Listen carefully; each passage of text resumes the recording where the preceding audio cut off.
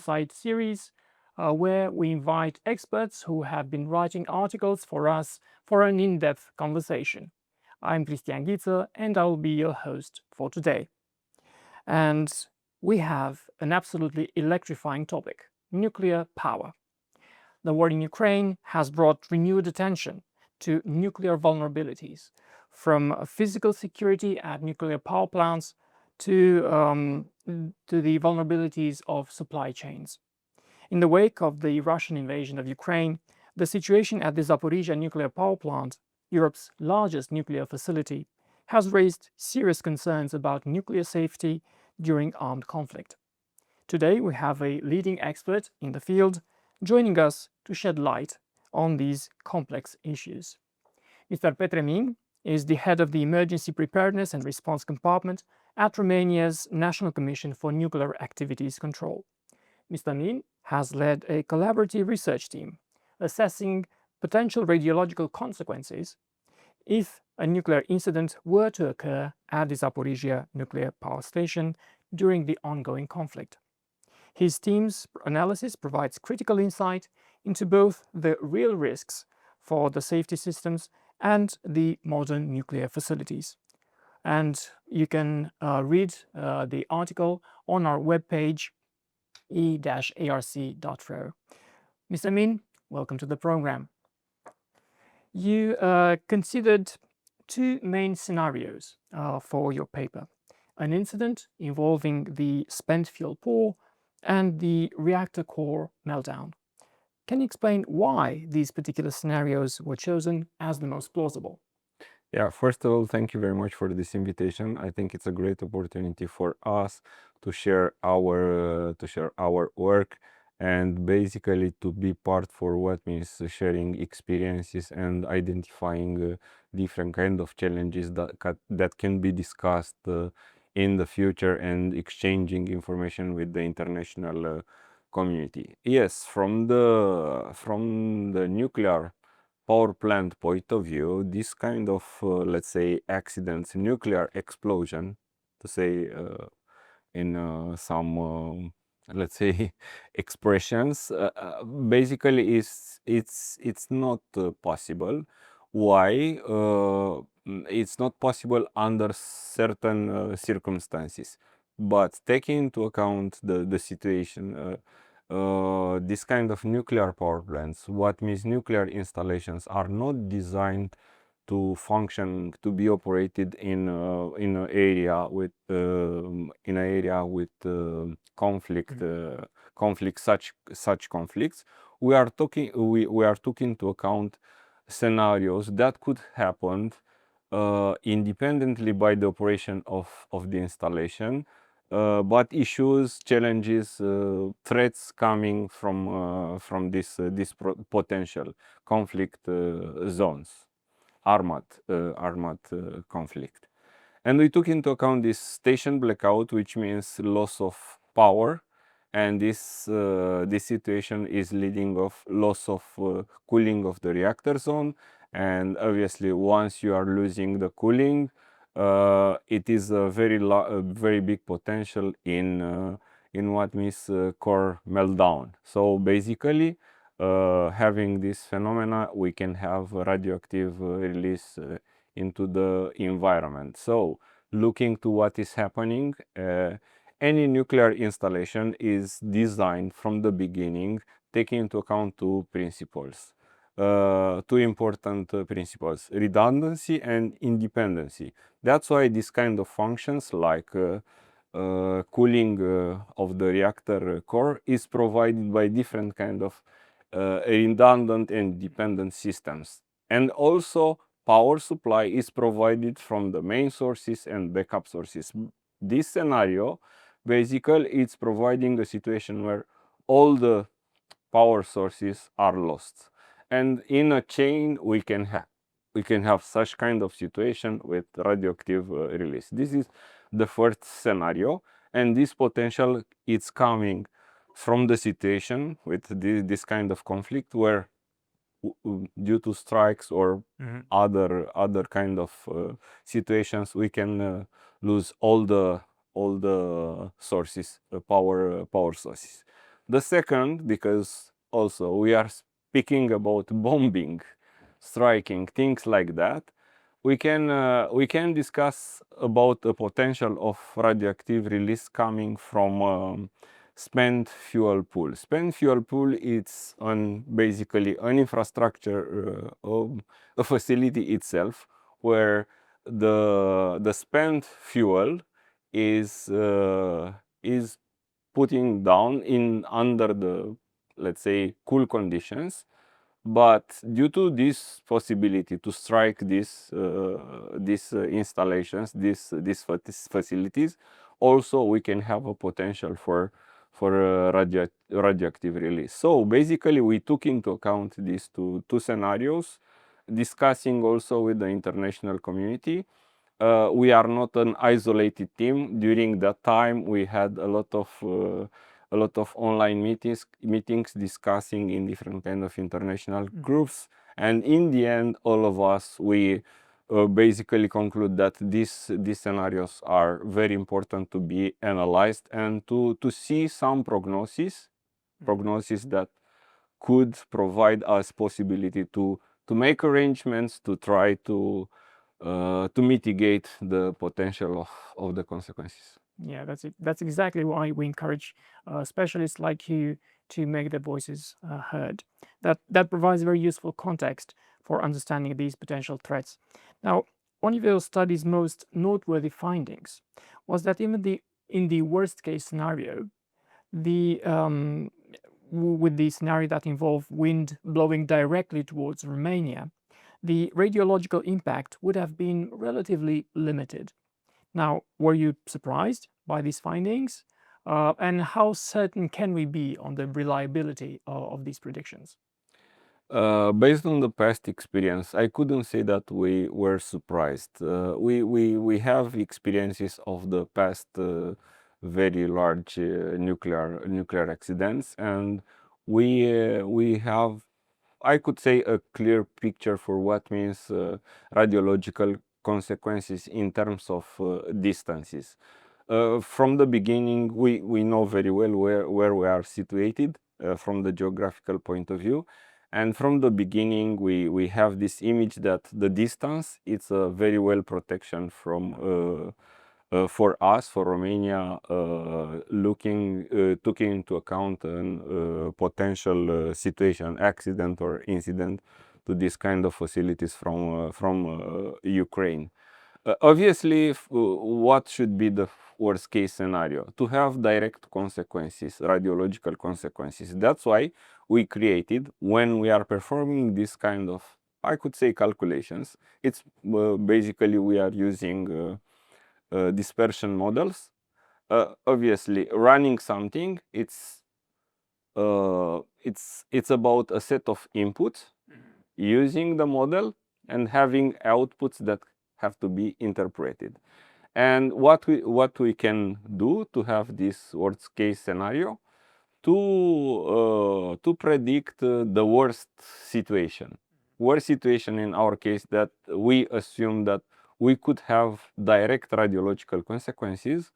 Our monitoring fixed stations to detect some radiological radioactivity in the environment. What we wanted to see, what is the magnitude of this radiological situation.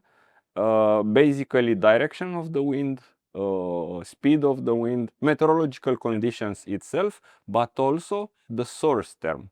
Source term, the definition of the source term basically is the mix of the radionuclides that are released into the environment, and what is their activity, what is their potential, their magnitude.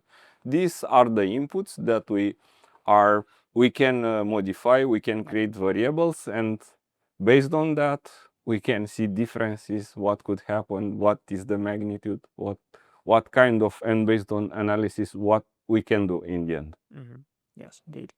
Now let's talk about the unique circumstances surrounding this particular assessment.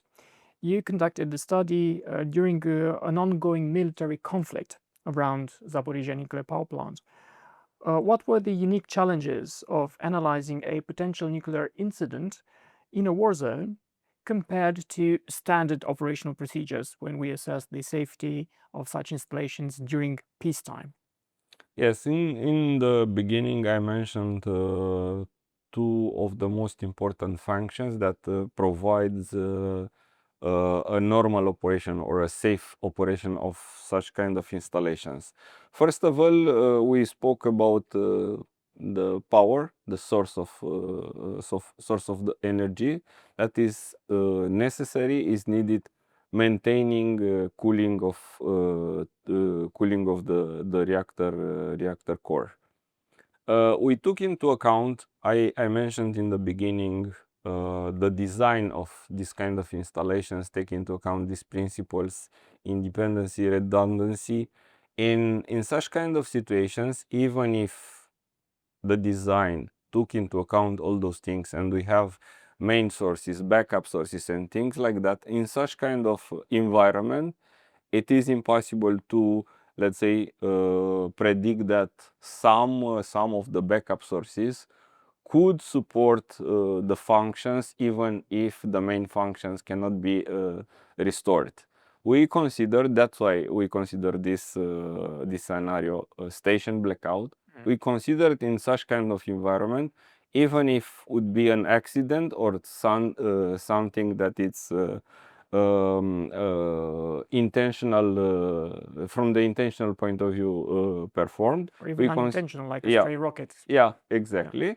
We consider that we can lose all those systems, and basically the functions, important functions for safety, will be lost. That's why this disruption in what means power supply was an important element. Another important element was limited or delayed time and what means actions, being in a war area to access that zone. Basically, we can say limited, not or delayed, not let's say closed. But having this take into account how important is how quickly you can respond for different kind of situations. Time it's very important. And another thing that we took into account is sabotage, because you don't know what is happening there, who are let's say red, who are blue, and things like that. Many kind of things can happen without any prediction, without any plan, and things like that. These are the challenges, and basically besides a lot of uncertainties, we are calculating, we are using models, and from the beginning we know that we have uncertainties coming from the models, coming from the inputs that we are providing, because we are predicting everything. These kind of things, let's say, increase a bit the uncertainties and things like that. Of course. Now, many of our listeners might immediately think of Chernobyl when we talk about nuclear power incidents. Now, your paper addresses the comparison directly. The Zaporizhzhia nuclear power plant differs significantly from Chernobyl in design. Can you explain the key differences that make a catastrophic Chernobyl-type incident unlikely at Zaporizhzhia, even under military threat? Yeah. From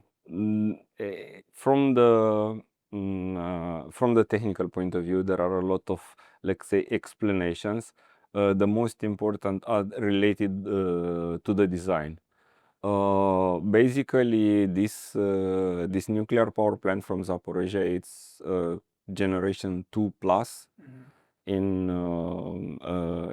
the special in our literature, we have a kind of classification for what means generations of the nuclear installations. The nuclear power plant from Chernobyl was the first generation. The most important feature, and we can say that the accident from the Chernobyl, it was a kind of a turning point for what means assessment of the safety and what means the design of these components, these systems for safety, for what means nuclear power plants. The big difference is that nuclear power plant from Zaporizhzhia has an as important system which is called containment, providing this function containing if something happened in the reactor and there is a potential of core meltdown, the release can be stopped in this environment under this containment. And this is the case of Zaporizhzhia. For the other case, for Chernobyl, wasn't exist this kind of system, this kind of facility. That's why we have this containment provided more safety features for the nuclear power plant. This is a very strong structure. It's concrete, stainless steel. It's very heavy, and even if there are a lot of scenarios that are assessed, that are analyzed, even if just for certain, let's say, certain situations, this kind of containment can be broken. There are scenarios that were analyzed, even taking into account the plane crashed on this, and there are they was took into account even from the design different kind of improvements in building this containment. This is the most important from the technical point of view differences. That is Another thing is related to the operation of the nuclear power plant. Obviously, from the design, it's about the reactivity coefficient. What means that? I know it's a very technical thing. If the power is increasing, in case of Chernobyl, it was if we are increasing above a limit, the increase will be exponential. In this case, if we'll have an increase from a limit, we'll have a decrease. Right. We are call it negative reactivity coefficient. It's something safety intrinsic feature, something like that. These are the most important differences in. Thank you for that clarification. Now, looking at the broader implications of your work, beyond the specific conclusions about Romania's safety, what do you see as the most important lessons from this research for nuclear safety, for international cooperation, or for emergency situation planning? Yeah, it's very clear. Not this research provided us conclusions like that, or lessons that we can capture even from the past accidents. Preparedness and resilience is very important. Countries should have plans to follow them if such kind of situation can happen. More than that, if we are speaking about nuclear emergency, we are speaking about a situation that has no borders. Even if there are no direct consequences, radiological consequences, we face this situation in case of this war in Ukraine. Even if we basically demonstrated that there are no radiological consequences on our national territory, what means, let's say, public concern, it's spread, and it's very difficult to control the fear, the disruption in what means public order. That's why it is very important to have a cooperation, to have mechanism to cooperate between states, between your response organizations from different countries, and more than that, to have prepared to communicate, to have a communication plan in such kind of situation, and to harmonize our communication with our neighbors and the international community. And more than that, we have to be prepared. We spoke about preparedness, resilience. How we can do that? We have to have an important infrastructure to implement programs, capacity building programs, so that to develop infrastructure, to test, and after that it should be a kind of cycle all the time, to start from the 0 point. If something happened, to be prepared. Excellent. Now, thank you for sharing these insights. Your team has provided extremely valuable perspectives on nuclear safety during conflict, and helps us understand better what it means to have a risk, to be clear-eyed about the risk, but at the same time not panicking when thinking about that, and take the concrete measures that need to be taken in order to prepare for that. And we very much appreciate your time for receiving us and spending your time with us to go more in depth about your research.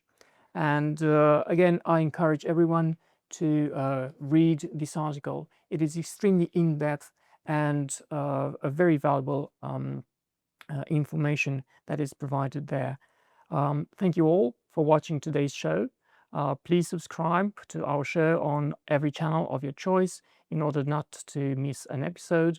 And as always, we leave you with these thoughts. Be kind to yourselves and to the world around you. Thank you.